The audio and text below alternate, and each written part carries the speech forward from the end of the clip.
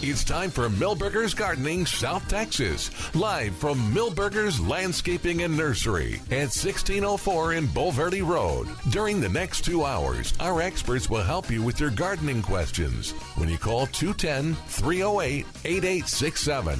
That's 210-308-8867. Or come by Milberger's during the show and have your question answered in person. And now it's time for Milberger's Gardening South Texas on 9:30 a.m. The Answer.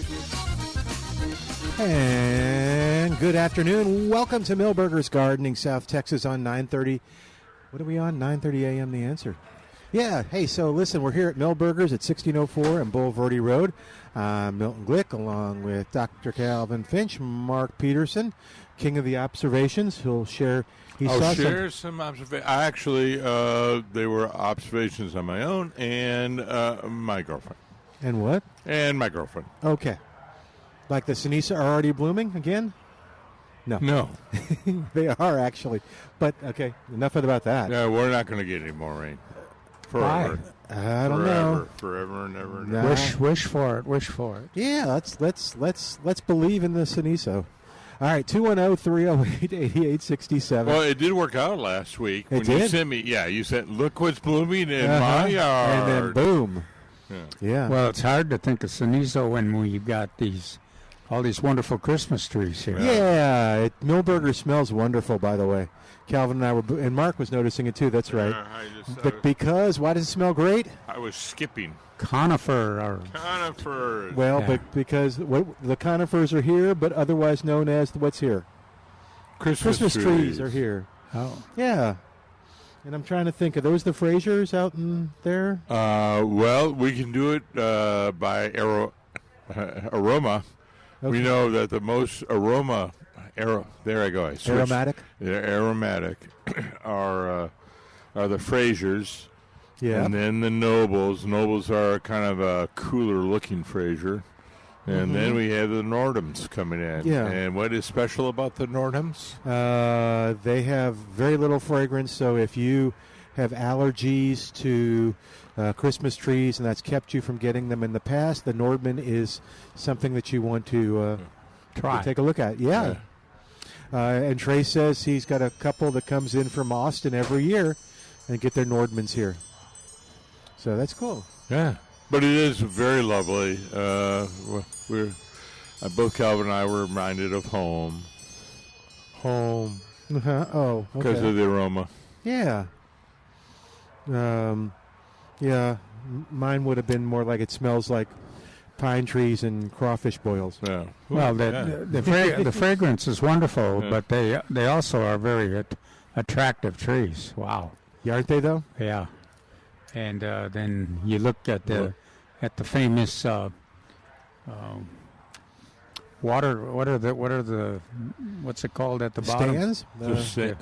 The stands. The Christmas stands. Stands. Yeah, which are they're reusable, aren't they? Yeah, you bring them back. Gosh, yeah. Every year. And they got that trough. Is that the word you were looking for? Well, just the stand is what they've got. They're sturdy. And they're attractive, and they do a really good job on maintaining the tree. And you generally, if you use that kind of a stand, you generally don't experience trauma. The cat knocking it over or Christmas tree trauma. Yeah. It's well documented in the psychology books. Is that right? Yeah. Okay. Yeah. Christmas tree trauma. CTT? Yeah. Okay. No, I didn't know what that stood for. Now I do. All right, 210-308-8867. Look at the live wreaths. Okay, and I have confirmed it. I have been elsewhere. I have wandered the city looking for stuff and seen cyclamen, and I know I'm biased because, we're having the show here, but their cyclamen are the best-looking cyclamen in San Antonio. No, Milberger's. Milberger's are, yes. Yeah. Let's clarify that. Oh, I'm sorry. No, because you were really going all over the city, and then you said they. Milberger's has our cyclamen. Yep, and the price is better than the other guys I saw, and their cyclamen is so much better. I'll show you a picture in a minute. And I think we have greater variety as well. Oh, absolutely. Yeah. Well, and I have planted a number of them. Yeah. They look they're loving this weather. Yeah. So, This is nice 50, 60 degree weather, and then bright sun in the afternoons. That's perfect. well, I don't know about that perfect sun. Well, I cyclamen. I'm sorry. I'm cycling. Yeah, that's my fault, Yeah. ladies and gentlemen. What I've were you created an now error. if you get a little sun, if it's cool and you get a little sun in the morning, Yeah. doesn't hurt them much. Yeah. But I they're a shade lover. Yes, But I made a faux pas. So that and primula are shade. But we have pansies and petunias. Calandulas are. I planted pansies and calandulas in a bed that's in the driveway. That generally it was kind of a penta type with your morning sun.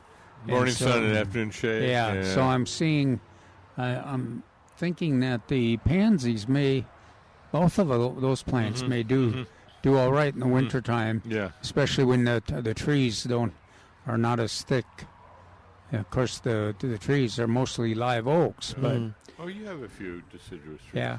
Well, Mark, I told you last week that I had a big, relatively large hackberry come down right in the middle. Yes. Oh, no. Yeah. It didn't hit any. Well, it didn't hit anything important, right? No. Yeah. It kind of found its way down. Yeah. It was just when I walked out there, I said, something's very different out here.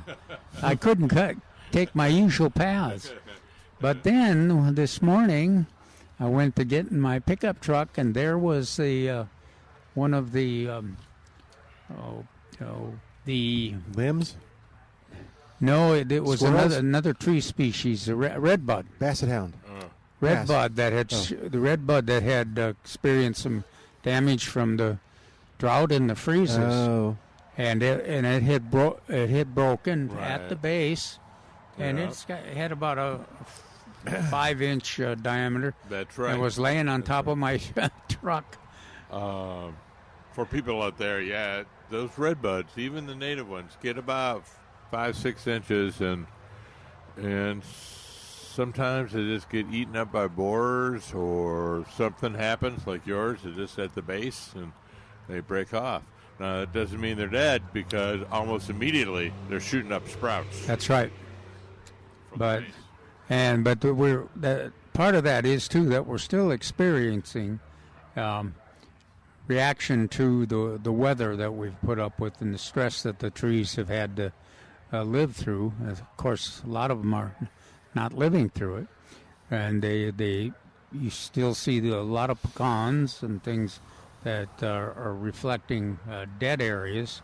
So be alert that's real potential still for the branches to fall and even trees to fall. And is it a mix? So is rain in that case after a long drought a mixed blessing? Does a tree absorb it like faster than it might?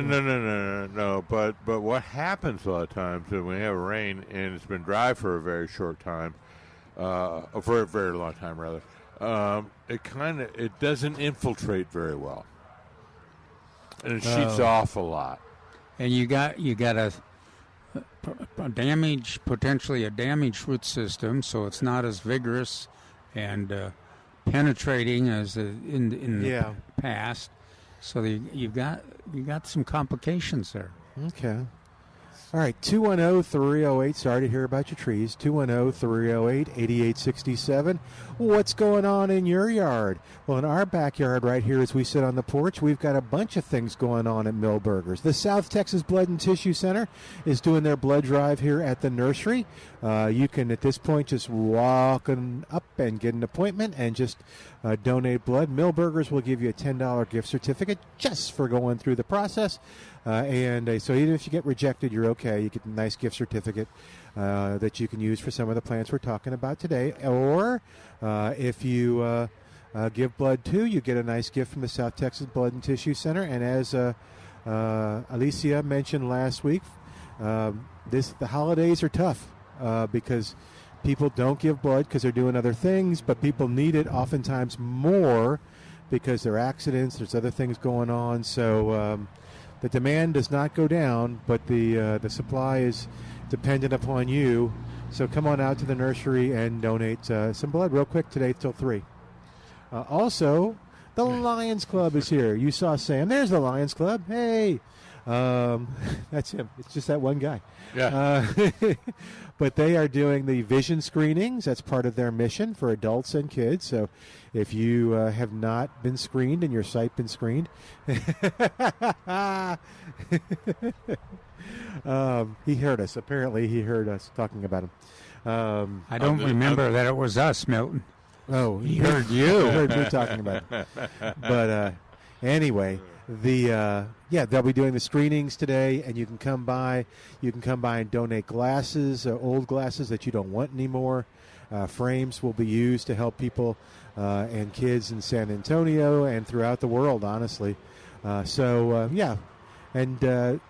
you may find out something. We had some cool stories from Sam last week about people who came in, got the free screening, and learned a little bit about, their situation, but they didn't know it before. So especially young people can really make a difference in their life and their success in school. Yep. So it's worth it to stop by. And in the meantime, you look at the Christmas trees and the cyclamen that Milton has talked about. But go ahead and get those glasses or the vision checked out as well. It's free. All right, 210-308-8867, 210-308-8867. What kind of reports would we like today? Well, the monarchs are everywhere. Okay, and good. My article next Saturday will talk about all the different choices. Some of them look like and Mary reported this last week, that some of them look like they just completed their 30-day growth and ready for action to head south to near Mexico City, go for the winterization. And others look like they have just laid eggs on some of our milkweed out here, although I have not been able to find any. And here at the Certified Butterfly Garden, Mary had found, we'll have to get a report from her too, see if there's any action right now. But last week or the week before, there were some butterflies that had matured and were ready for action. But it's just another of the complications with the. Do they all migrate, or are they a generation that just wanted to come as far as San Antonio and lay their eggs on the existing milkweeds, which the only existing milkweeds now are pretty much the exotics. Mm-hmm. So that's a question to discuss, and we'll try to discuss that in the article next week too. Mm-hmm. But if you got a report on what you're seeing in monarchs, how many? And what are condition? Are they look fresh and ready for a long fly as part of the migration, or do they look like they've just expended their energies on laying eggs and are just on their last leg? Oh, yeah. Well, I didn't have a monarch sighting. Oh no! Okay, are you going to tell us your sighting? You're not going to tease us anymore? No, it's time for what has Mark seen? I saw my first snowbird from Minnesota. Very nice RV with trailing, with a car trailing along the back. So they seem to be doing quite well. They were going the speed limit, and they're heading south. So first snowbird sighting. So apparently the migration of snowbirds is coming through. Now it's begun. What do you have to plant to get snowbirds? If they're coming from Minnesota, what are they looking for when they get to San Antonio besides the nice weather? Do we need to have Does like it pubs? take more than that? Pubs. Have you ever been in Minnesota during the winter? Now, this is a little early for potato us. sausage. What is another term for snowbirds? And there's another snow. Winter Texans. Okay. Yeah, that's the other term.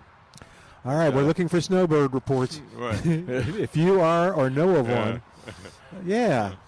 So, okay, so this isn't like we can't do the milkweed comparison. Like, okay, the snowbirds that are coming from Minnesota, they're here in town. They're looking for, they're going to lay their eggs there. Mm-hmm. I was going to say, I guess not. Potatoes of some form. But they're a little bit like monarchs in that they appreciate those beautiful milkweeds and other plants that are blooming here in San Antonio. Yes. Okay. So all the plants blooming, they're green and colorful. Yeah. We have some lovely bougainvilleas still. You know, another thing, Mark, we got stocks out there. They're doing wonderfully. We have stocks, and we have some large ones as well. Alyssum? Yeah, and alyssum I can smell all the way from the porch. Mm. And the bees are very excited. At the alyssum? Yeah, they love alyssum. Is that the alyssum down there? Yes, it's the alyssum on that table, the white, and we have the purple. Oh, so we have white on the table and sort of on the down end below cap. in front. Okay. And then the front of the foot of the table. So, can you tell the difference between the fragrance of a stock and an alyssum? I think the stock is more, a little more potent. Yeah. Yeah, and they're very beautiful, and they make nice cut flowers. Yeah. And we got the they transplant well in containers or in rows in your cut flower garden too. Have you made your inspection of the veggies? Of the veggies, yes. All right. Well, we'll take a break and you tell us about that if you don't mind. 210-308-8867. Looking for monarch sightings, snowbird sightings, tomato reports, all that good stuff. 210-308-8867, or call us with a question on 9:30 a.m. The Answer. And welcome back to Milberger's Gardening, South Texas on 9:30 a.m. The Answer. Milton Glueck along with Mark Peterson and Dr. Calvin Finch, when we have James on the line at 210-308-8867. What's going on, James? Welcome to the show. Thank you. Thanks for taking the call. I got a quick question, experiment for me anyway. I bought amaryllis last year. Can you hear me? Yeah. Okay. Amaryllis, I bought last year. It grew as green all through the spring. A couple of months ago, I guess, more or less, I cut the stalk off, stopped watering it, and now it looks like it's all dried up. Looks like it's showing some green. So should I start watering it again now or wait? And one. And two, it's in the original potting medium, which is crud. Can I transplant it today as well, or will that shock it if it's starting to grow? So this is amaryllis. Yeah. Yeah, a single bulb. Yeah. Yeah, it faded out right when and Calvin was looking at me. So amaryllis. Well, you did everything correctly. I think Trace had some words for you earlier in the year. So, yeah. Yes, you can transplant it right now. Yes, you water it right now. So you're trying to get it growing and then bloom at around Christmas time. Okay, now I'm holding it in my hand now, or in my two hands, a pot in one. I'm squeezing the bulb because I thought it was kind of mushy, but it's not. It looks like the outer paper layers, if you will, are papery, feathery, papery. Yeah. But it feels like the bulb is still firm inside, so I think it's okay. Okay. Yeah. All right. So you're not making it real rich. You're just taking that old crud out and mixing it in with something new, probably. I've got a bag of cactus mix. Is that okay, or should I use? I got some regular potting soil. No. I'd use the cactus. Use the cactus mix. Okay. And what do I fertilize with? I've got some 15, I think, and then water soluble. Miracle Grow, or I've got a 312 water soluble. Which one would you use? I'm trying to go back to when I was writing these articles and doing the research on them. I'm trying to think. I would use. I wouldn't be overly generous on the water or the nutrients. Yeah. Okay, so just feed it this one initial time after I transplant it, and then let it go dry. And like Calvin says, a little dab will do you, both water and nutrients. Okay, I'm going to bring it in the house and put it in the south-facing window, so it's going to get full hot sun. So that's okay. It won't be too hot. It'll be ideal. Or I don't have a lot of options where to put it in the house. Yeah. It should do. It should do okay. Yeah. I'm trying to go back, and I probably should do the research while it's coming up here on Amarillo's time, but. Morning sun is. Yeah, I'm always gonna veer towards morning sun and afternoon. But you're talking about an air conditioned situation. Yes, inside the house. That's the deal. I don't have any east facing windows other than in our bedroom. I've got a couple, but there's no room to put any plants there. And I think they'll do okay. Okay, in the south facing window, try to make it to where it's maybe get a little less sun in the afternoon. I'll put it on that side, maybe. See how that works. I go along with that. Okay, all right, thank you. All right. Hi, James. Thanks, James. Uh-huh. Thanks for calling. All right, 210-308-8867, 210-308-8867, the number to call. Oh, he's getting one of your big pots, I think. Is that what he's getting? Or is that a half whiskey barrel type thing? Yeah, that is serious.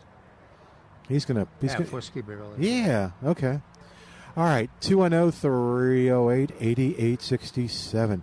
Let's see what else is going on. Oh, you were going to give us a vegetable report. Lots of leafy vegetables in these transfers. We also have Brussels sprouts ready to go. Broccoli ready to go, and spinach, kale, Swiss chard, and then onions. Onions on the table, but I can smell the onions all the way over here, and so we got lots of slips for you to grow. And you had a great article. Calvin's article was very good. What did Calvin have to say? Yeah, talked all about how to grow them and how to plant them, how to take care of them. Well, and we brought up spinach, too. And I was going to get to that one. Maximizing growing spinach. And that's quite often the favorite green. It's my favorite green. Though I like Swiss chards. It is, but it is not the most productive in terms of volume of production. So that was one of the issues in the article. We talked about how many plants do you need to meet the needs of the typical family. So that was topic. And then the other topic we talked about were the English peas, mostly the sweet peas. I mean the sugar snaps. And they're fun because they're easy to grow. They produce fast, and nothing better than to watch the grandkids harvest them off of and eat them directly off of the plant. Two in the box, one in my mouth. Two in the box, one in my mouth. What they didn't say in your article, you had them every 2 feet apart, a plant. But how far apart in the rows are they? You said a row for each member of the family. Yeah, I generally plant mine 2 feet on the rows too. So, okay. So that they've got room. Rows of 1 foot. Even though most irrigation systems in our raised beds are set on those 1 foot, but. That gets them pretty close together. Yeah. And now it's even worse when you're growing your broccoli and because broccoli plants grow quite large, folks. Mm-hmm. Yeah, they'll take they'll easily take a 2 foot by 3 foot space. Yes, that's what I was going to say. Yeah. All the greens. Spinach are a little more disciplined, but how many plants do you recommend generally, Mark, on for a typical to meet the needs of a spinach eating? Well, that's about right. I have said in the past I might go 18 inches instead of 24 inches, but 24 inches is pretty good. But I was wondering about the spacing of the rows. I would do 2 feet as well, so that's what I was like. I think in this article I mentioned four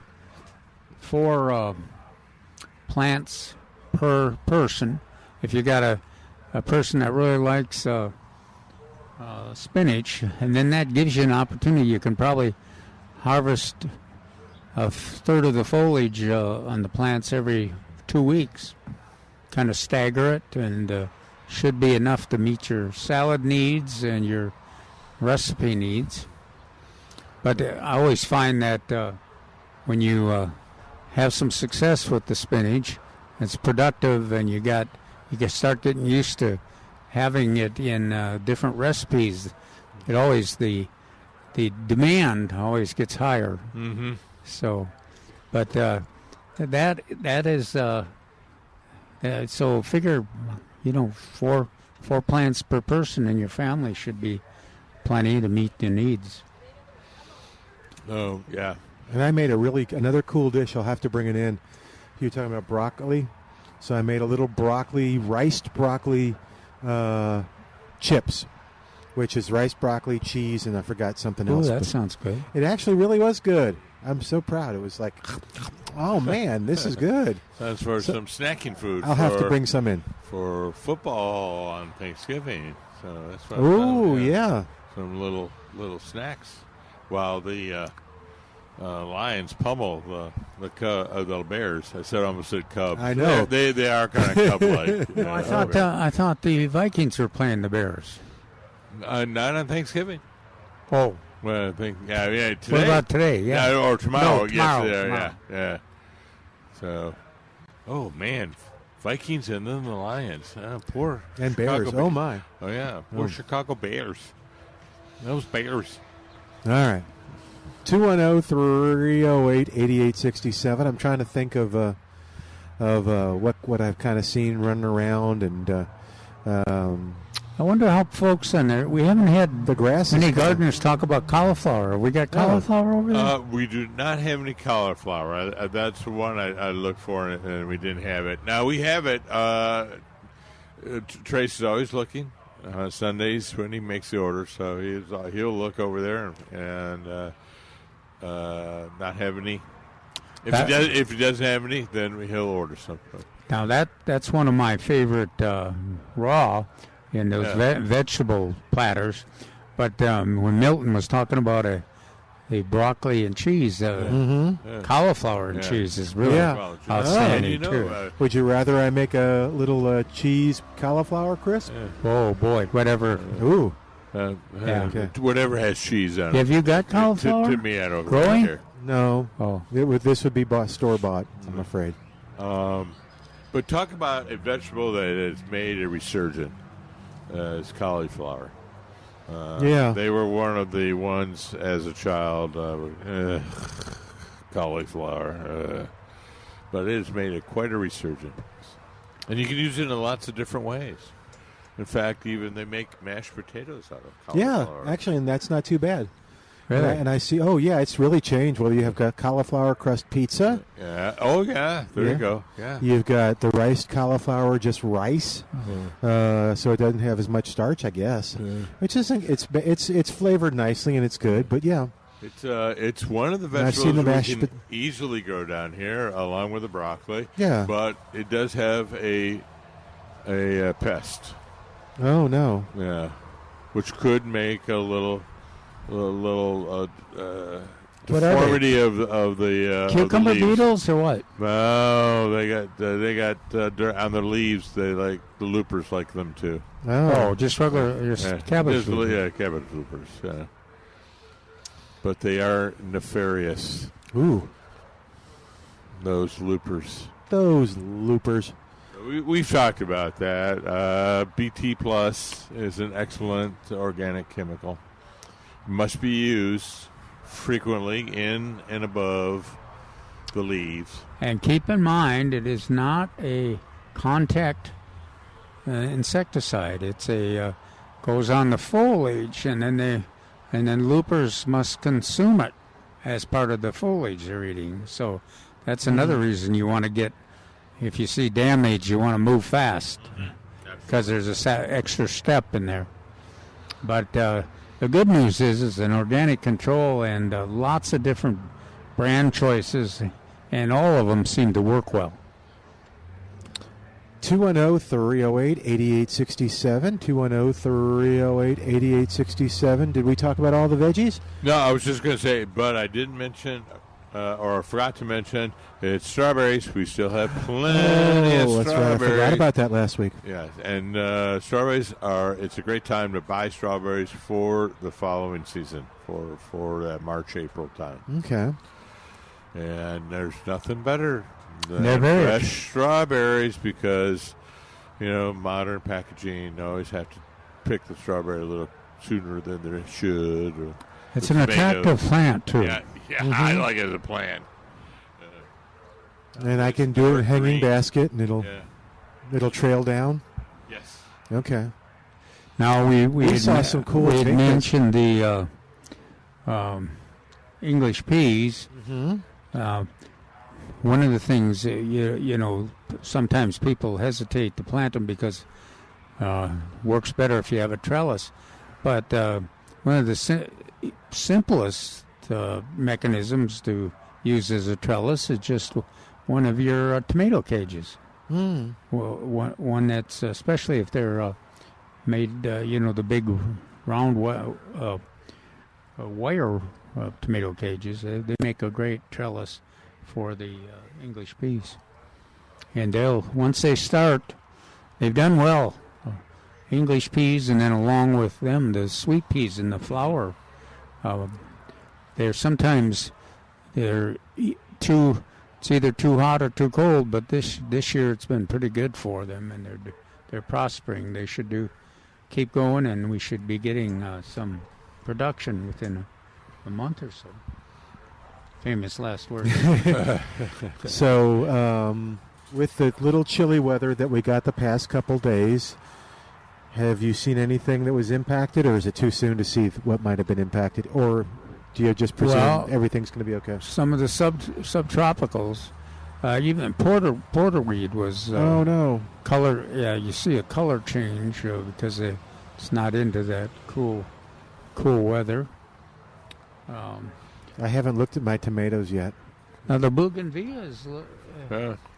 I was surprised. They've been touched, but not badly.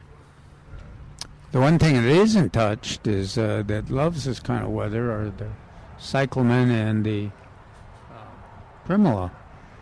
So those that you plant those in the shade, and they're a wonderful winter color plant. And if it stayed 40 degrees, they would continue to prosper. A lot of colors. What's that on the bougainvillea? Yeah. Yeah. I'll have to see how ours is doing. It was still doing well. I did spend some time last Sunday picking the dead stuff off the geranium. And they've got small geraniums here, which is neat, for $1.99 in the little 4-inch, 4.5, 3.5-inch pots. What variety are they? Did you know? I did not see. So. Oh, another thing that you didn't mention that you usually do. What? Bluebonnets. Yeah. We got the red and the blue is all I saw. Did you go walk by there? I know. I still haven't spotted them. Oh, yeah, they're over there by the horse. Okay, we'll have to go over there because I haven't spotted them either. I've just relied on your commentary. Y'all would have been proud of me. Last week I took that little area, again, between the street and the sidewalk, otherwise known as... Boulevard. And I did my blue bonnets, here and here. You can see it on your radio. So let's see. Is that 45 degrees? So is this going up the driveway? No. Straight? No. It's between the sidewalk and the the sidewalk, street. yeah. and the road. Huh? Yeah. Oh, okay. So All right. if I go from here to Right. here, is that 45 degrees? Yes. I was an English So major. that's why you want to make So 45 up, isosceles 45 right. down. Yeah, exactly. Equal. Is it? No, isosceles is the pointy one. Oh, I don't the know. square one, the right angle one, 45 degrees. I don't know what it is. I didn't do so well in geometry. But that's there's a lot of options with those blue bonnets. You can put them in an area that's relatively difficult to get to support blooming plants, and they prosper. Or of course you've got a lot of us have open ground because of the drought, and so that there's a lot of options there. You plant them, just space them, or put them in clusters. Sometimes that's more attractive too. But then also we've got lots of wildflower seed too, and it's time to plant the wildflower. Yeah. It is, and that's one of your things to do this weekend. So was I smart to put it out right before it rained, or was I not too smart because all the rain has washed away the seeds? No. No, perfect. Perfect timing. Yeah. It's only half an inch of rain that we got. Oh, is that all? Yeah. Oh, okay. I can't even remember It how. seems more, but it was only half-inch rain. Mm. Maybe it's seen more because we haven't experienced it in a long time. Yeah, maybe so. Well, and you've had good response from seeded. Yeah, in the past. I got a little seed packet here at Millburgers again for this year. Did you get a Texas mix? Got the Texas mix, little pack, just the little one. Uh-huh. And then I got a pack of blue bonnets too. So I put the blue bonnets down, and I planted the blue bonnets, and the seeds I kind of put in little bare spots in the front. So it should be interesting. And it's pretty simple to plant wildflowers. Mm-hmm. Oh, you don't have to. A lot of gardeners when you talk about just making sure you do make soil contact, they don't want to stop there. Well, what if I turn the soil over? Should I fertilize? And okay, here's the steps, Milton. Okay. You take your packet. Mm-hmm. You shake it a little bit. Okay. And then you take a scissors and you cut open the packet. Okay. Okay, and then you get your cup of coffee. Uh-huh. And you walk over to the spot with your cup of coffee and your cut packet of wild seeds. And as you take your first sip of coffee, you shake the bag, or the packet of wildflower, over the area you want. Okay. And then you take another sip and you walk back inside. Okay. And that's how you that's how you spread wildflower seeds. Okay, well, I tore the packet open. Do you think that'll work maybe? No, that'd be okay.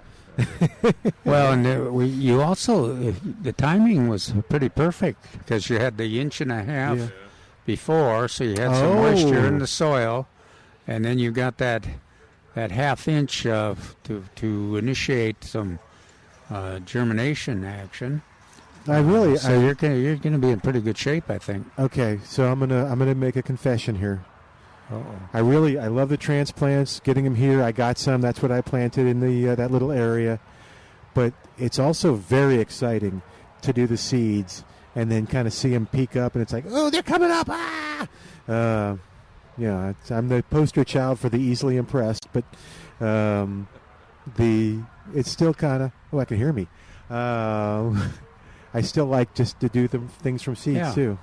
Well, a lot of gardeners. That's one of the things why English peas are so attractive, and sweet peas, but also wildflowers too. Wildflowers are easy to plant, and especially this weather we've had the last few years. We got to take a quick break and come right back with Millburgers Gardening South Texas. In the meantime, just like James, you give us a call at 210-308-8867, 210-308-8867. AU sent us a question. We'll talk about that in just a moment on 9:30 a.m. The Answer. And welcome back to Milberger's Gardening South Texas on 9:30 a.m. The Answer. We'll ask Al's question in just a second, but we've got Lion Sam up here from the Lions Club, Sam Pantusa. And Sam, what is your official title? Well, let's see. I'm a past district governor, and I'm the CEO of the Lion Site Research Foundation, but mostly I'm just a lion. Okay. Now, y'all, the Lions are here at Milberger's today till 3, and what are y'all doing? Well, we're doing free vision screening for kids and adults. Actually, what I wanted to say was, the blood drive is going on, and I know everybody that participates in the blood drive is getting a gift certificate or gift card for Milberger's here, but they also are able to get another free thing, and that's some free vision screening, okay, because we're parked right there next to the Bloodmobile. So I wish everybody would be thinking about coming on out. We're also collecting used eyeglasses, as we always do. I wanted to share another thing with you, though, because we've been talking about this. Right after the first of the year is when we are looking for kids who are eligible to come to the Texas Lions Camp. Texas Lions Camp operates throughout the summer, and kids who have various medical issues, special needs, disabilities, and kids who have been recently diagnosed, especially with type 1 diabetes, can come to our free camp. It's a 500-acre facility celebrating its 75th anniversary, and it's a facility that's known worldwide for what we do. No cost to the families at all. There are a variety of ways that kids can come to camp. We even have an ability now for families. If you have a child of any age and they have special needs and maybe not qualify for the residential camp where they come basically and are able to stay on their own with help from the counselors, then the families can come and spend 2 or 3 days there in a special camp situation where they get to use all of the facilities that are there. So we're looking for those kids. All they have to do is find a Lion to be their sponsor first of the year. Where is the location of the camp? The camp is in Kerrville, Texas. Yay. On Highway 27, right there on the outskirts of very convenient for San Antonio. Yes, it is. If someone hears that and is interested but doesn't know how to get someone to sponsor them, what do they do? They can go online to texaslionscamp.org. Okay. They could also call me at 210-326-3915. Okay, you get to give that twice. My phone number, 210-326-3915. They can also go online and just plug in Lions Club San Antonio, and they're going to find somebody. Cool. That's very cool. Well, we have a few more minutes. Anything else you want to talk about? Well, I did want to say that, I wanted to mention the fact last week I think we were talking with, and Trace came on and he says, maybe you guys would have a chance to meet some folks that might want to become Lions. Well, we did that a while ago. Hey, and right. A fellow was here with his 2 young sons, and as it turns out, it's like that same old deal, right? We have a member of our club whose office is next door to this fellow. Oh, my goodness, really? He had never been invited to think about coming and joining our club, but he came out and met with us and said, I know all about you guys. Right? All right, so he's coming to our next meeting December the 5th, right? So anyway, I thought that was pretty cool. But, all of our clubs are always looking for folks that have the heart to serve others. The motto of Lions is we serve, and we do that in all kinds of ways. And, the Texas Lions Camp that I was talking about is an example that all of our Lions, have this passion to serve, and they like to do it in certain ways that may be different from others. Well, the Texas Lions Camp came about because some Lions back in the late 40s realized that it wasn't fair for kids then that were suffering from polio. That was the big problem. And they weren't able to go to camp. So they said, why don't we build a camp for them to do that? And that's how that came to be. So all of our clubs have their own personality, and they're made up of people with passions just like that. So we're looking for folks who have some time and want to give back and want to serve, men and women. And again, you can look up Lions Club San Antonio on the website, and you can certainly find us. Good deal. Okay. Yeah. Cool. Well, y'all are doing a great job sitting out there informing people about the club. You bet. And yeah, we appreciate you coming by. Thank you guys so much for everything you do for us, and have a happy Thanksgiving. How about that? That's how I like Thanks a lot. Thanks, man. Thank you. 210-308-8867, and if you call Al, if you didn't get that number or you wanted to know more information, give him a contact number, and I'll run it over to the folks at the Lions Club while they're here. I came in this morning early and talked to Sam, and I suddenly realized I have left lenses and glasses at home. Cool, good. Well, I was despairing, and Sam goes, there's a box in the office. That's right. Here at Milberger's. So I went, okay, good. 365 days a year. Yeah. So we'd love to have you come out and talk to the Lions, but if you can't, just remember. Yeah. Just to remind everybody, these glasses that you bring in are passed on to folks that have trouble.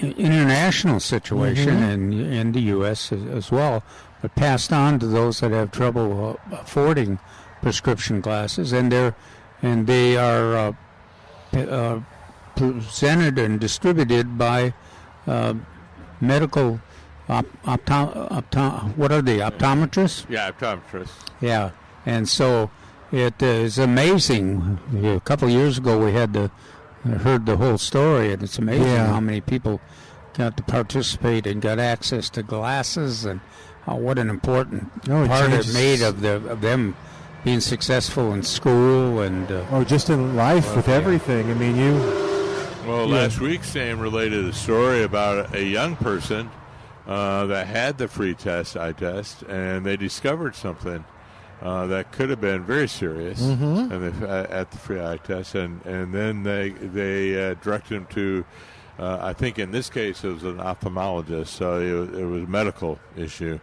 So but they corrected that, and the young gentleman now has a pair of glasses and is doing very fine. Yeah. They really do a good job, and if you're interested in being a part of it, you can find them online as well. Another thing that's happening here, he mentioned, Sam was nice enough to mention the blood drive. That's going on today till 3/2, and as we mentioned, that's super. 3/2 or 3 as well? 3 as well, yes. Okay. Thank you. But, you can come on out and donate blood. It's easy. It actually won't take very long at all. They're so good at it. We'll give you a gift certificate just for going through the process, even if for some reason you get rejected. And they've got nice gifts, too, to thank you for coming out and giving blood. And, I think that dog just donated. I think I see. Oh, no, that's just his collar. But also, we've got the Blue Santa toy drive that's going on here at Milberger's. And that's already started. And they're asking you to come by with Christmas gifts. Yes, sir? What? No. I'm watching you if you're going to say it correctly. Oh, Christmas gifts for children between 0 to 12 years old. Acceptable donations include toys, books, hygiene sets, new or unused clothing, and they want the donations to be unwrapped. No food or liquids, but you just come on by, and you'll find more information about that at milbergernursery.com. But, that's going on now, and probably it'll go on for a little while longer, but, they need to start moving to get those donations and the gifts that you gave to the people that want them. And from the stories that I've heard from a lot of people that do similar programs like this, as much as the kids appreciate it, the parents appreciate it so much more because they're stressed out about how they were going to get a gift for their child this year. And you just made that possible with a donation that you just picked up at the store for just a little bit. All right, we'll take a quick break and come back in a moment, and then I'll ask my question for Al. 210-308-8867. I'm Milton Glueck. This is Milberger's Gardening, South Texas on 9:30 a.m. The Answer. We're back with Milberger's Gardening, South Texas, live from Milberger's Landscaping and Nursery at 1604 in Bulverde Road. Come out to visit or call us at 210-308-8867. That's 210-308-8867. And now back to Milberger's Gardening, South Texas on 9:30 a.m. The Answer. And welcome back to Milberger's Gardening, South Texas on 9:30 a.m. The Answer. Our phone number is 210-308-8867. We're here with Dr. Calvin Finch and Mark Peterson, and we're talking gardening with you. And I've got a question for you. So, a listener by the name of Al. Yes. Yeah, maybe you've seen him. Maybe you've met him here. He comes occasionally. Got a gift of satsumas from someone who is growing them here at her home, and he gave me some too. So this will maybe help me. But he wants to know. Okay, they're full of seeds. How he can plant them and maybe get his own tree from them. Well, it's relatively easy to do. It just takes some time. Okay. Yeah, if you just let the seeds dry, and then just plant them into a container, and they'll germinate relatively quickly, and fruit will be produced within 5 or 6 years. Okay, and then by seed.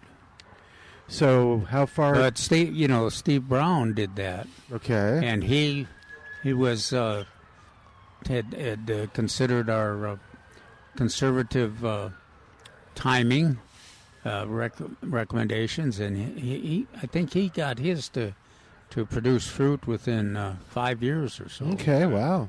Yeah, usually we go 7 to 9.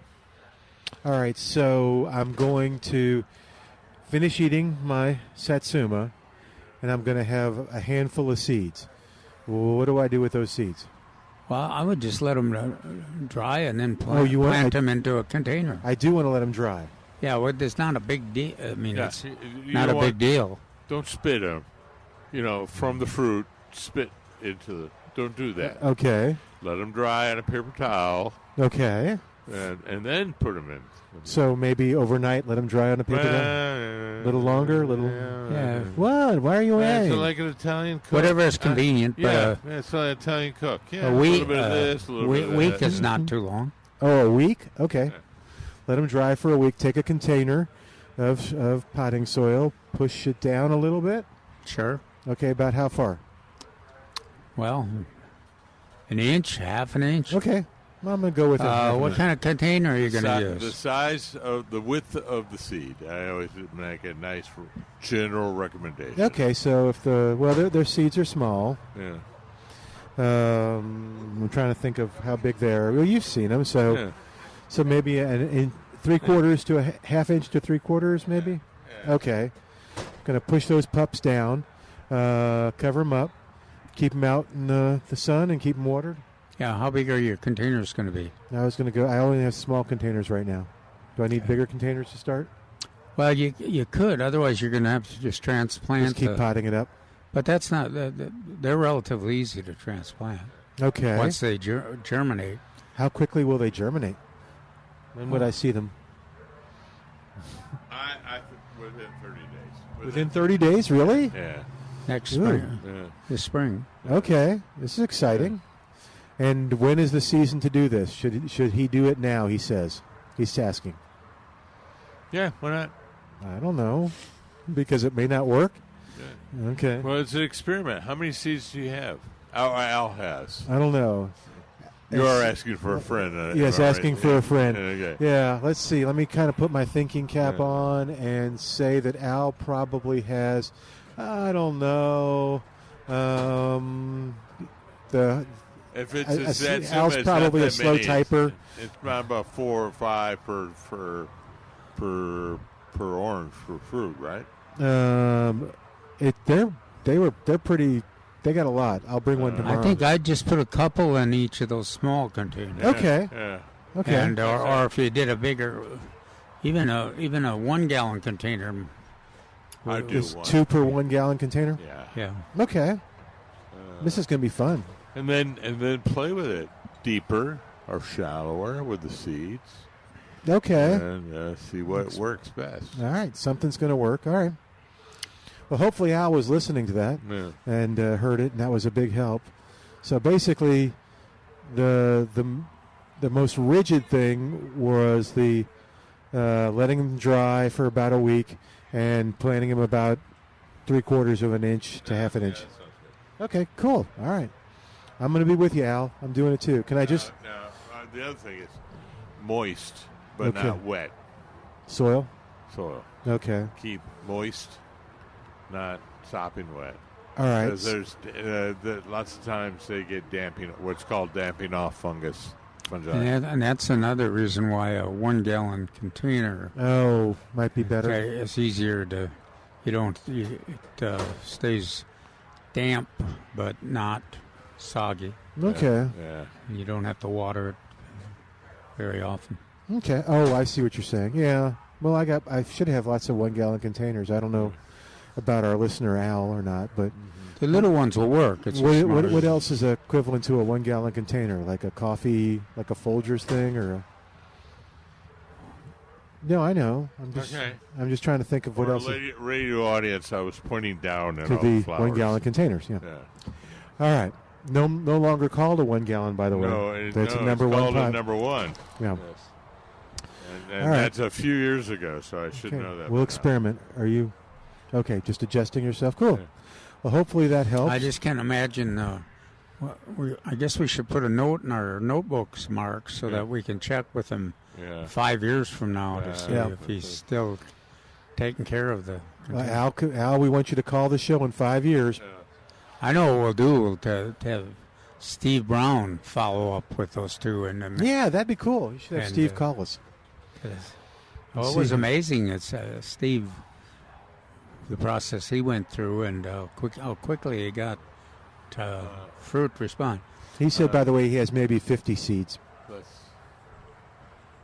Yes, sir. Just a word of advice. Oh, dear. These are subtropical plants. Mm-hmm. Think of how you're going to take care of a subtropical plant. Okay. Are you going to leave it out at 38? No. No. I'm going to bring it in. You're going to bring it in. Okay. So lots of full sunlight, Okay. consistent moisture. In a hanging basket? No, hang back. I know. But that's it. You're just going to be very, very consistent about things. Okay. Consistent light, consistent moisture, not No fertilizer, no. Temperature extremes. Now we don't usually fertilize until a few years later. So we got something. Alrighty. And now if you have Osmoco Plus, that would be great. Sprinkle that on the top. Oh, okay. I do. All right, this will be fun. 30 days is not much time to wait till you see those results. When I said 30 days, I was thinking maybe slightly warmer weather. Yeah. Slightly warmer weather. Yeah, Oh, okay. like February or March. It's warm. What I mean, it's getting to a colder season, so. Okay. But you can do it all year round. That's pretty cool. There you go. I guess right. that's what I was getting. That's at. what I'm going to do. We'll see what happens. All right, again, 210-308-8867. If you have any advice, because I don't think Steve's going to call us. But, yes, if you have any we advice haven't on heard growing from Steve in a while, have we? No, we haven't. Is Steve still with us? What do you know? I don't know. Now if he is, that'll bring him in. Yeah, I bet it will. That's call us Mark now. Peterson. Yeah. Steve, He used to do that to me, too. you can call on behalf of, send your emails to Mark Peterson at, but yeah, just, anyway, yeah, just kind of check it out. And Well, and I can just hear Steve now saying, well, now our partner is Mark Peterson. And he says, well, in the good old days, there was Karen Guz. I how things decline as you're. I was definitely like low on the totem pole, and then thrown to WOAI as the player to be named at a later date. Oh, well, that's a TV. Yeah. So I was like third string, not even AAA. It was AA. Oh man! And for Steve on Channel 13. Well, if Steve's there, call us, Steve. Yeah. And if you have grown citrus from seed, we want to hear your experience and tell us what we should do to have a more successful experience. If you have any things to add to what Calvin suggested. Patience is the. It sounds like it. Yeah. So be consistent and patience. All right. 210-308-8867. 210-308-8867. And speaking of seeds, is there anything, whether it's flowering or vegetables, that I should be growing from seed right now? Well, we emphasized the sweet peas and the English peas. Let's see what else. I could say you could sell all kinds of tubers. Oh, well, except potatoes. You could grow, Yeah. You could grow. You could still plant beets and okay. Carrots radishes and carrots. Radishes. Carrots are a good one. Yeah. All that kind of stuff. Rutabagas. Some rutabagas, I was going to say. By seed? Yeah. Okay. Some turnips by seed. Okay. That'd be It's fun. warm enough. Yeah. Okay. I could make riced rutabaga chips. Wait a minute. I have to hear the crickets. Crickets, yes. Okay. 210-308-8867 for those reports on your experiences growing citrus from seeds. What else is going on in the garden world, gentlemen? What did Calvin write about, by the way? So he wrote about onion, spinach, and sugar peas. Oh, okay. There you go. That's what we've been talking about. Around the issues, but yeah, we've been mentioning it all morning.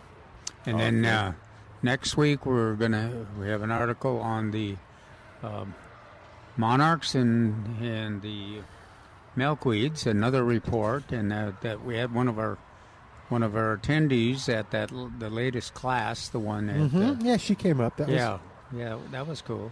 That was cool. And that was the class at the SAC. And what was the what's that class? Sinkin. Yeah, the William R. Sinkin Eco Central. It's located at SAC or right across the street from SAC. And co-sponsored by Gardening Volunteers of South Texas, which was the first time that we worked with them on this particular topic. But it turned out pretty well. Oh, and she was one of the attendees there? Oh, good. She's also a helper. That's why I recognized her as she often helps with administration or taking names when people coming in. But she also attended the class, so that was pretty cool. And when my volunteer got injured, so wasn't able to go with to help me out.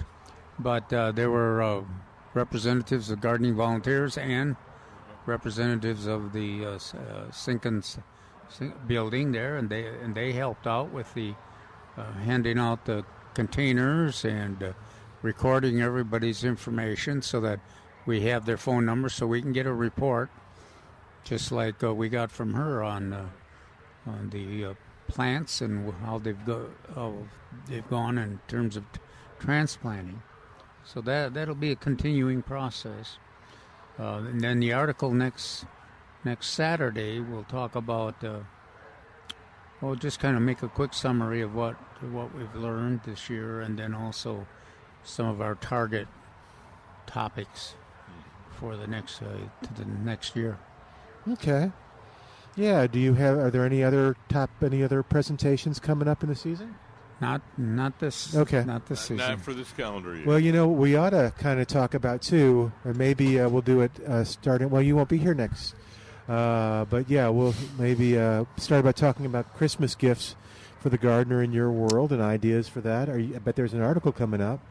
There is an article coming out. When does that come up? I was going to say there always is an article coming out. Yeah, it's. I think it's the next article after This, Yeah, I was going to say the first weekend of December is usually when you do that. Okay. If I remember correctly. Yeah. Yeah, this one we had talked a little bit about the wide range of books, and we've also had some of the authors with new books on monarchs, and also books that are published a couple or 3 years ago. So we've mentioned those, and then we mentioned. Is the article already written? It is. Okay. But be careful with spoiler alerts. Yeah. And the other thing is one of the topics we mentioned here at Milberger's. David had given Milberger's access to the the publication that lists the Texas superstars, I believe. Oh yeah. And that's it's a good It's stock filler. It is changing all the time. However, they've kind of put a little, I don't want to say a hiatus on it, but this one would be really good because it'll last for a few years. Okay. Yeah. What was the price on that? It was only $3 or something. Yeah, it was $3.99 or $3.95 or something else. We couldn't remember. Trace couldn't remember, and I couldn't remember because I used them as my box of them were always used for giveaways, gifts, giveaways, or answer a question, and you get a superstar. Well, and I gave Neil Sperry's book some emphasis that and that's a great book. And you have to get that one special. You have to go through his website. We mentioned how to do that, and then the other one I always emphasize is the how to repair, how to work on your projects and your landscape, and who is our author that does such a good job on that? Greg Grant. Greg does a great job. He's got nefarious. I'm sorry. Greg, yeah. Anyhow, we will. I guess we don't want to go through all the not through all of them, topics. But I just the Wildflower book by our favorite authoress, who I can't pronounce her name. Only you can pronounce her name. Sally Wasowski. No. The other one. The Native American sounding. Oh, Gietta? Yeah. Yeah, Jilski, the butterfly book. Yeah. Oh, okay. That's always one. That's go, one. the butterfly book by the author. Book. I can't pronounce her name. And we list that Caterpillar book. That's another one that's a wonderful resource for gardeners. There's just lots of good stuff that. In fact.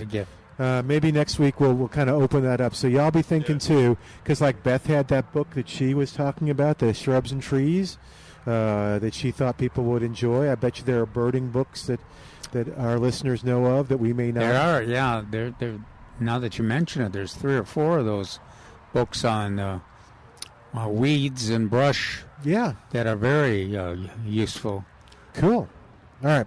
We're going to take a quick break and come back, and we'll visit a moment with Edmund Pruski telling you how to make your Thanksgiving a little easier. Make us hungrier? What's that? Leave you hungrier than you are.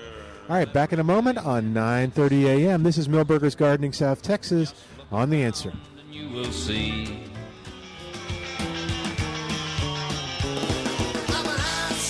And welcome back to Milberger's Gardening, South Texas, on 9:30 a.m.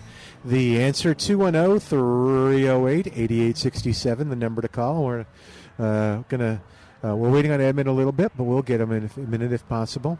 What else is going on in our world here? Trace was mentioning some new additions to the greenhouse. Oh, Edmund's ready. Okay. Well, hang on. I don't remember that. We'll have to find out. No. He said, there was like Christmas cactus and some other stuff in the greenhouse. Poinsettia? Right. Yeah. So you've heard me mention that you've maybe heard us talk a little bit about Peruski's Market right there in Atkins, Texas, and how they can help you with your Thanksgiving. I wanted to get EP on the line, taking care of business. It's Edmund Peruski, and talk to him about. You like that? No. Okay. Oh man. But talk to him about how close we are and what's going to happen. Is it still time to do that Thanksgiving thing, or should we focus on Christmas? Edmund, what's happening? Hey, Milton, how we doing? I'm doing great, man. How are you doing? Great. Beautiful day today. A lot of folks out and about today. Yeah. Well, give us a skinny on Thanksgiving. There's still time, I think, to order your turkey from Peruski's and the trimmings and stuff, or Absolutely. No, we're good to go with smoked turkeys. We've got a really good inventory in-house. We've got hams in-house.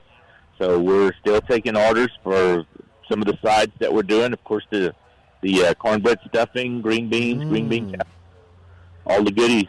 So still time to get it in. So basically you're making Thanksgiving delicious and easy.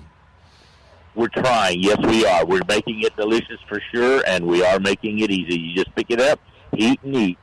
Yeah, brisket that's also. cool. We've got a bunch of briskets that we just have out of the smokehouse, and they're vacuum packed, ready to go if somebody wants brisket, and they're going to do maybe a couple of get-togethers for Thanksgiving. I know with families going in different directions with the in-laws and outlaws, they're going to have several Thanksgiving dinners. So if they're wanting to do brisket, we've got great mesquite smoked brisket sliced, ready to go. Very cool. And someone asked me to ask you about desserts and stuff. Do you have pies and stuff or no? We don't. Just the frozen pies that we carry. We don't have gourmet pies or anything like that. We don't do the sweets. We do the sides and turkeys, hams, things like that, but not the desserts. And you have mentioned this before, too, where more people are introducing ham in as a Thanksgiving meal. Absolutely. We've got some spiral sliced hams that we just took out. We've got some more that will be going in the smokehouse on Monday. They'll be ready to go on Tuesday. So, we've got some delicious hams that we do ourselves in-house, as well as our smoked turkey. So we've got a good selection on all of the above. Very cool. All right, so what do they do to get them? Give us a call, 210-649-2151. Ask for the market. Someone there will take your order, get your information. If they want to put a deposit down, we can get that from them over the phone, and it'll be ready to go when they come in and pick it up. We've got a lot of people picking up on Wednesday, some on Tuesday, and folks that are wanting to do just a regular turkey, they'll need to get it this weekend if they're going to get it thawed out in time for Thanksgiving. Good point. So that's something to think about. If they're doing traditional roasted turkey, they need to pick one up and get it in the fridge so it'll be ready to go for Thanksgiving morning. They can get it in the oven. That's a great point. You got any other tips on if I'm going to do my own? I pick it up at Peruski's, but what do I do to have a great, besides make sure that I thaw it out? What are the tips you got? You thaw it out. Follow instructions, basically, really. They're really not hard to do. A lot of people get overwhelmed with the thought of roasting a turkey, but they are not hard to do. They're pretty simple, actually. Seasonings, whatever you like to do on them. Put some veggies inside, the trifecta, the celery, onions, bell pepper, something like that inside, and a lot of people will do their stuffing on the inside. So you just want to make sure you get that done when you're roasting it to make sure it's cooked. The best way is to do it in a pan on the side.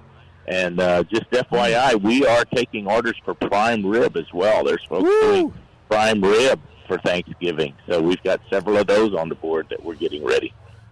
I think you just got Mark's attention. No. I was on the website last night, and I saw that, and I got out a Yelp just like I did now. Mm-hmm. Prime rib. Oh, yeah. All right. Yeah, hard to beat prime rib. We've got them. We can even take the bone off, tie it back on, have it seasoned, ready to go in the oven. We do our own compound butter as well that's got the seasoning in it. One of the best recipes is to coat it with the compound butter and follow the instructions we can give you, and they are delicious. Very, very cool. Edmund, tell folks you told them how to get the number. By the way, the number is also at Peruski'sMeatMarket.com, but I'll give it out to you one more time to call. It's 210 899-3853. But go to Prewski'sMeatMarket.com. That's easier to remember, and you'll find the number there. But tell us how to get there. We want to get there today. Yeah, come on out and see us. You'll be impressed, I promise. We're out on Highway 87. If you're coming out of town, you can take the Rigsby exit off of 410 or the 87 exit off of 1604. We're just 3 miles inside of 1604 at the corner of FM 1628. Okay, and do you know if you have any potato sausage for Calvin? I'm going to make the potato sausage for Calvin. We will have potato sausage in the counter for Thanksgiving. So, all right, okay, wonderful for Calvin. Yeah, we'll have to put his name on that tray. We'll see you in a little while then. All right, perfect. Come on out and see us. Thank you, Edmund. Always fun talking to you. Perfect. Anybody else calling you EP now? Have I made that? Get that to catch on?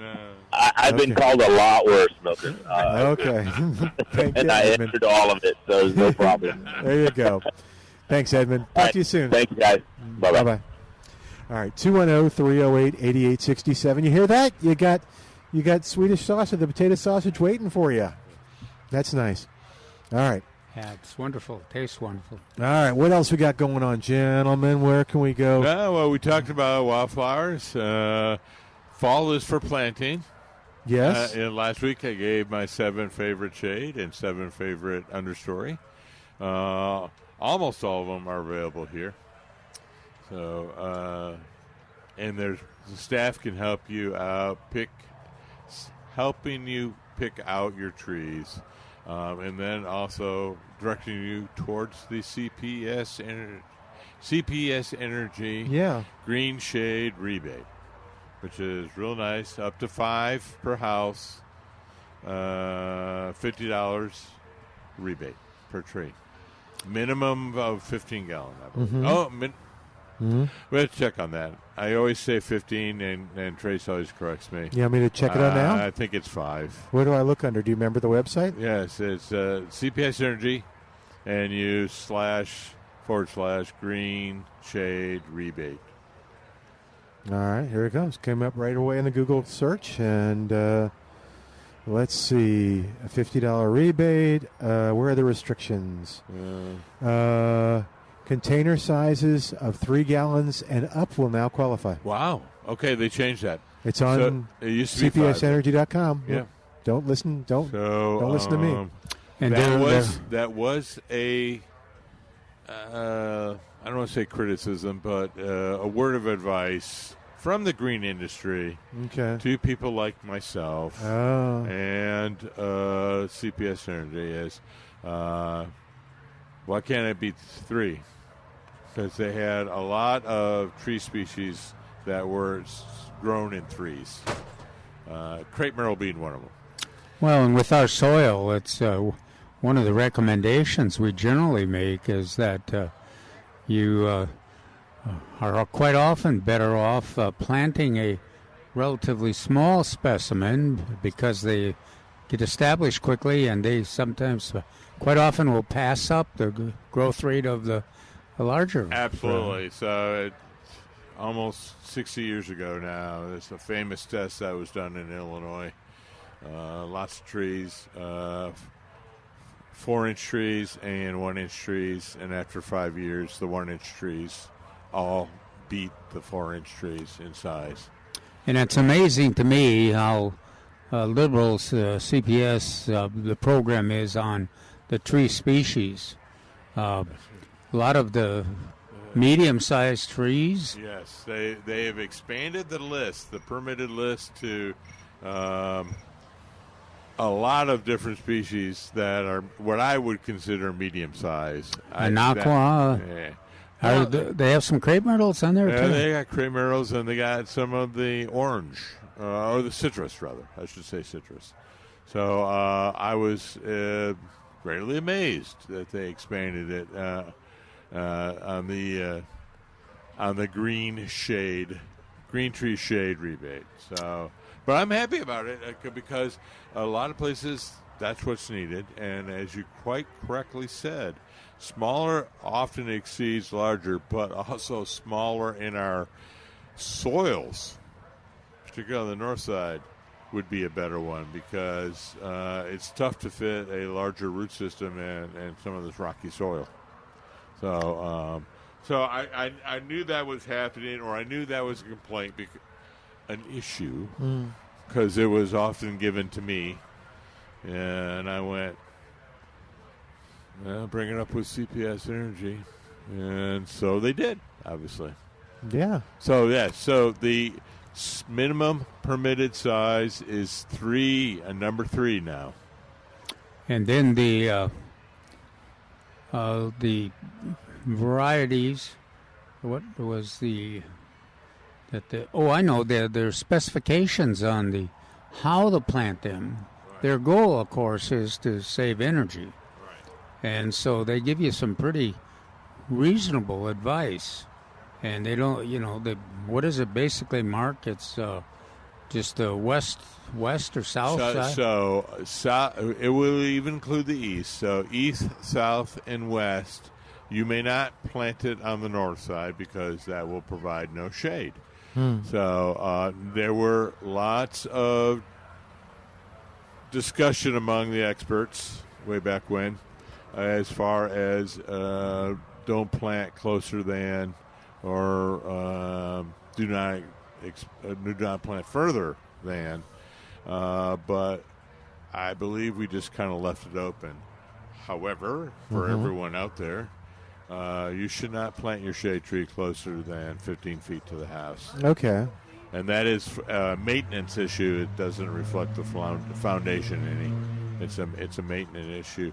Long term, you'll have less maintenance problems with the tree and your house. Cool. All right. And again, just Google CPS Energy Green Tree Rebate to find out where it is on their site. You'll go directly to it. I mean, I have I have all the rules and regs if you want to hear them, but did I cover them? I think so. Trees must be 3 gallons or larger from qualified species. List on the application form. Rebates are $50 for each eligible tree, awarded on a first-come, first-served basis. Until the funds are exhausted. There's a lifetime limit of 5 rebates per address. You need to have the receipt, a photocopy. Yep, yes. I think you got everything. Yeah. By the way, I always overlook that, but yes, you must have your receipt. Oh, okay. All right, 210-308-8867.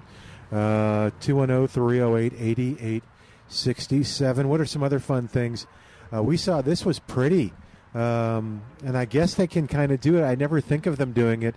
We saw someone who had planted vinca in a window box, and normally I think of vinca being kind of upright, but this was trailing over and going down. It was really pretty.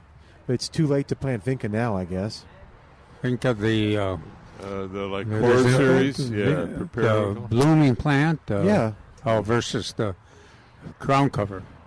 I guess maybe these were ground covers. Yes, up north we use vinca as a ground cover. It's a separate species, totally different. But yes, our vinca, periwinkle, chorus series, I can't remember the name. Some gardeners here use protection. XD, X disease resistance, EDR or something. I don't know. I can't remember. Some gardeners here uses a ground cover too. Have a little problem with it in is it fungus or is it insect? Both. Now we're going back to talk about the vinca ground cover. Okay. There is a fungus, but there is a looper that happens about every 4 to 5 years. Another looper that will decimate. And it's vinca major and vinca minor. We use both down here. But, yes, that's what happens it will just wipe out an entire acre of vinca. And it is frequently used as a ground cover. And we do it down here. It's a little hot for it, but it still is a nice. And it produces a little blue flower on the ground cover. But yeah, it was both. There's a fungus and the looper. And then we're getting kind of at the end of the season for the vinca, the blooming plant. it is now the zinnias have declined even faster, but the vinca's starting to decline too. That's showing, reflecting the foliage colors, reflecting the cool weather. And short days, shortening days. Yeah, that's a good one for to replace with. What is our blooming plant with the regular stocks? Yeah, the stocks. Stocks do well. There during the break, and boy, it's a toss-up between the alyssum and the stocks on fragrance. And then the color intensity on stocks is pretty. It's really. Yeah. You want to talk about some really intense colors? I saw some really intense reds and whites over there on our tables outside here. Very cool. And the petunias, and do we have? I'm looking out there. Oh, I guess I see them. The see pansies. Pansies, yeah. Like second, third row. Yeah, you can see the stocks too, and we have a few snapdragons out there. Of the size I like is the Sentinel, is it, or Sonnet? Sonnet. Yeah, that was the. All right, let's take a quick break. While we do, you give us a call at 210-308-8867, 210-308-8867. More of Milberger's Gardening, South Texas. Uh-oh, your thing blew away. Any old place I call my home, I gotta go. I got Texas.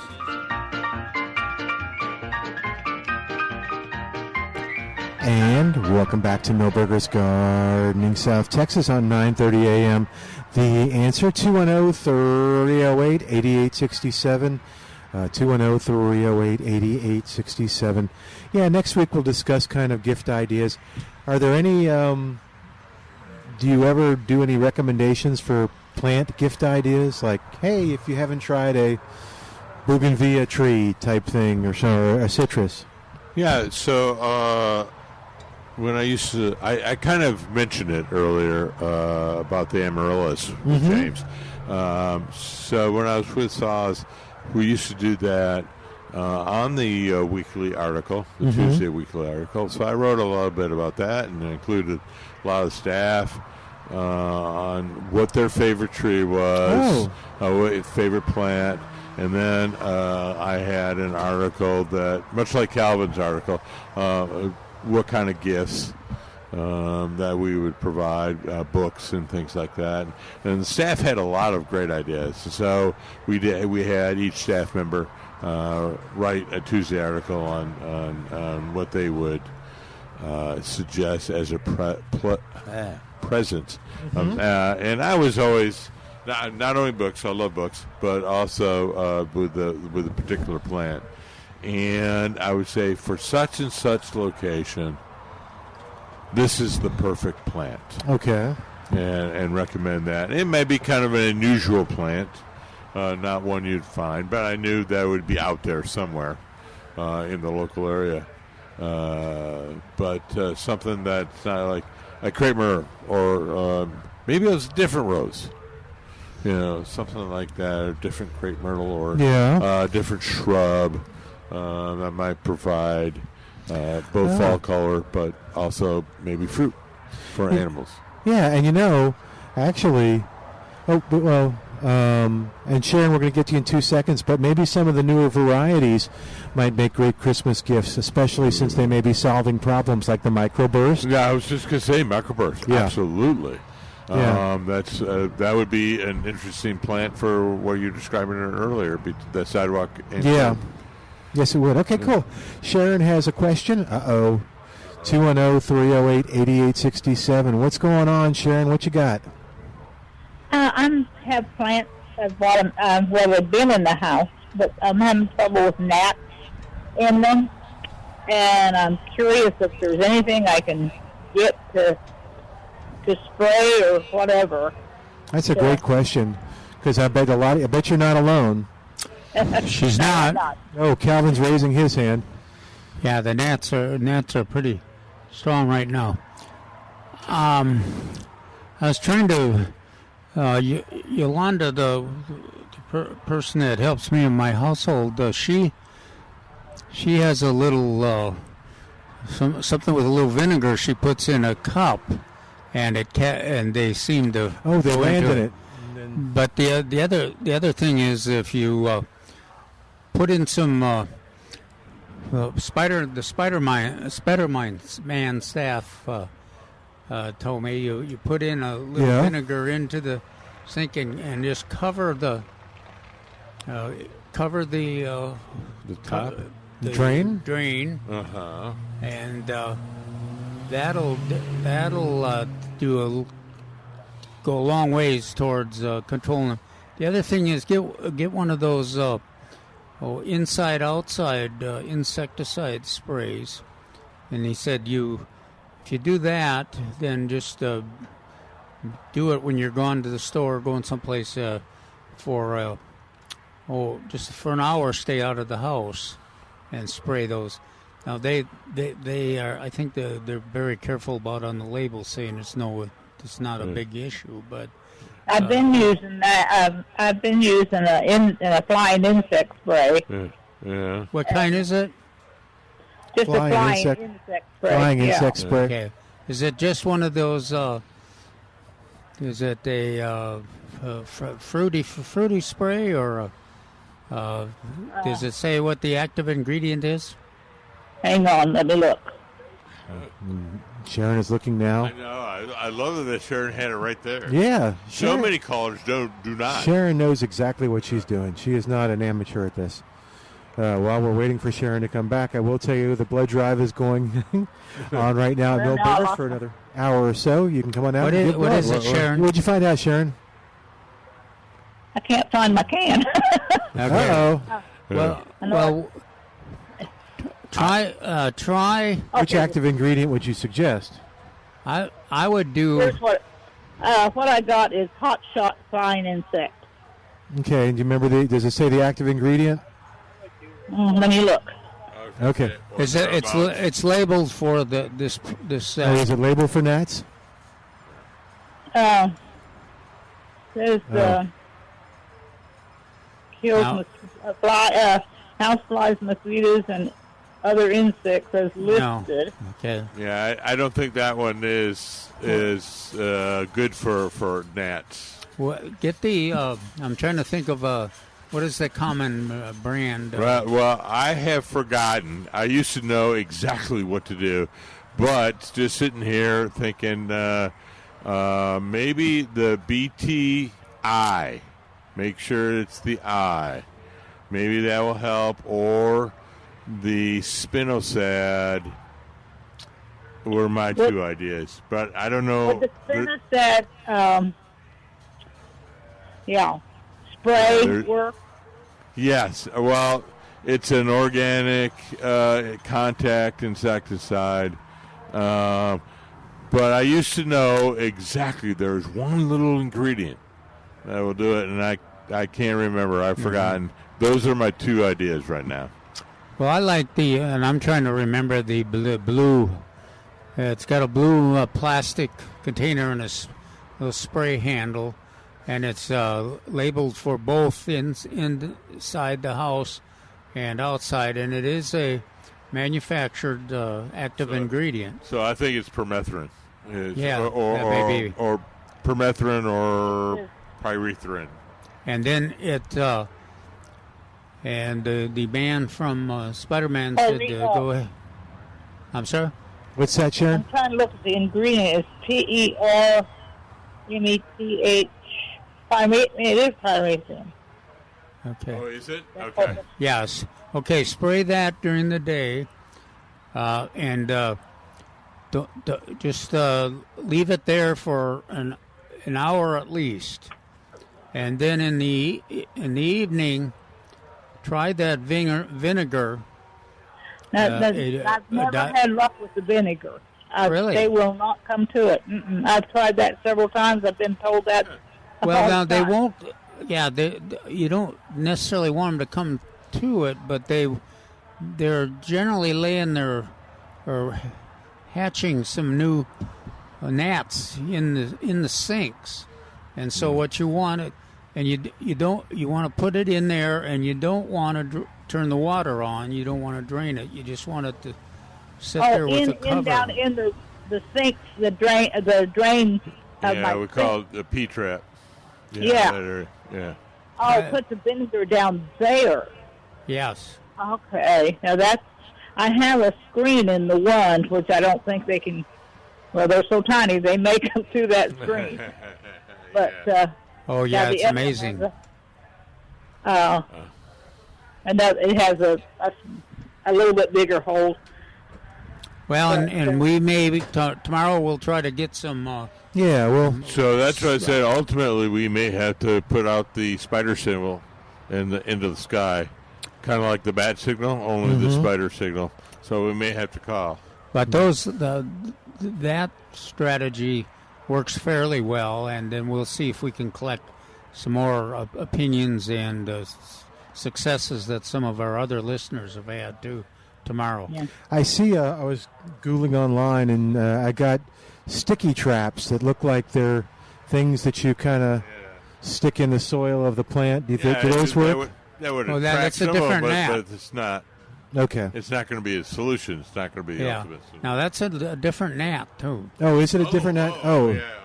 Because they do talk about fungus gnats. Are these fungus gnats? This is not a fungus. This is well, these are around my plants, so I thought maybe they were. Are they around your plant? Yeah. So they're coming from the moist soil in the plant. Okay, yeah. I was thinking I think a lot of us have the. They're around the plants. I keep spraying my plants with them, with the spray. At night I've been trying to spray over them at night to see if, because that's kind of that's where they're at night, but it's just. I just remembered the product is a Bayer indoor outdoor. Oh yeah. Bayer indoor outdoor spray. Yeah. Well, when you said blue packaging, that's classic Bayer. So I was thinking of that. I just didn't know. Yeah. So that maybe I works find too. that on the internet. Yeah, and we will explore the topic further tomorrow. I think Trace was talking about that one of their trainings covered that. So we'll get Trace and kind of talk about it with him too. I knew there was one answer, and I just tried it. Well, we can also maybe get Spider-Man. Because they seem to be thinking about it. Okay. Spider-Man has now has a different name. They've combined with another company. Oh, okay. Yeah, I knew that. I didn't know if you knew that. Yep. So we'll have to find out more. All right, Sharon, does that help you? I'm going to look for that Bayer indoor outside spray and see if that might work. And we got somebody. Yeah, we got somebody maybe on the line that wants to help you too. So hold on. So you listen for a sec, okay? But check out the Bayer. Okay. But we have the Bayer, I think, here. Oh yeah, we do. Yeah, we have it here. So if you want to come see it and ask questions, you could. What does the person have to say that's on there? What's that? Did you say? Oh no, they're on the line. So thanks, Sharon. Let's see what Lewis has to say about the gnats at 210. You bet. 210-308-8867. Hey, Lewis, you got some suggestions? Yeah, two things. BTI granules, little granules, they're labeled for drain flies, and you can put them in your house plants and your saucers, and then in the actual top of the media. But the BTI granules, which are organic, the Bacillus thuringiensis israeliensis, those granules are labeled for drain flies, drain gnats. The other thing I went to every drain, every P-trap in the house, the bathtubs, the sinks, and I poured 20% vinegar. You can get it at Lowe's or Home Depot in the drain, and just a little bit of water so you don't corrode that chrome, on top, or wipe it off with a good paper towel, and then let it sit, and they'll kill the larvae down in your P-traps, because that's where they're breeding in the moisture. But those BTI granules, my daughter had a bad infestation in her house and wiped them out completely with the BTI granules in her house plants. That's good. And it worked, right? It's worked, and it's labeled for it. Wow. You did a much better job than I did in explaining. Yeah. Well, also, I'm so happy I thought about that one. So even a blind Mark finds a pig every once in a while. Oh, like my dad used to say, 2 jackasses pulling a plow are always better than 1, guys. Oh, Louis. Thank you, man. I'm glad. Thank you for helping Sharon out. Hopefully I enjoyed your show. Listen to it. Take care. It's not just Sharon. She said you helped out a lot of people there. Yeah. All right. Well, Sharon, call us back if you didn't get all that. Maybe tomorrow, because we're going to have to get a wrap-up stuff today. Still going on with the blood drive and the free screenings, site screenings today till 3. And we encourage you to come on by and do that. Bring a Blue Santa gift, too, when you come by. And you know what? We're back here tomorrow with answer more of your questions, and we'll see if anybody has any more suggestions on that, or see if Sharon had got some help. All right. See you tomorrow. On behalf of Mark and Calvin, thanks to Al for doing a great job. Thanks to you for listening. I'm Milton Glueck. This is 9:30 a.m. The Answer.